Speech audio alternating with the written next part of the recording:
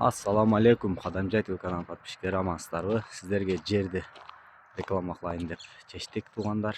Kanalga катталектер, kanalga катталып, лайктан басып, ушул видеону бөлүшүп коесуздар. Кимдир бирөө ушул Орозбеков айылынан жер издеген болсо, жолдун боюнан под бизнес жана турак жай курганга тугандарга жөнөтүп коесуздар.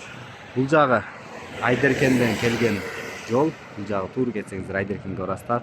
Ал эми бул жагы Кадамжай жана Орозбеков айылынан ушул жолдун боюнан ушул чек сатылат тугандар. Ушул кызыл кирпич үйдүн жанындагы жолдун боюндагы 13 сотук ашыгыраак болуш керек ээсинин айтышы боюнча. Бул жагы сатылбайт тугандар. Бул жагы өзүңүзгө калат. Ушул эки чек бир адамдыкы, ошол кызыл китепте бул жагда канча сотук болсо ошонусун бөлүп берет.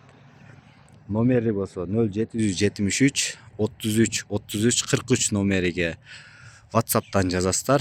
Звонок кылсаңыздар, баласында болот телефону, баласы бирок кичинекей. Ошон үчүн только WhatsApp'tan. Ээси Москвада. Ушул чек под бизнес жана турак жайга. Ошондой эле сиздерге акчасын айтып кетейин тугандар.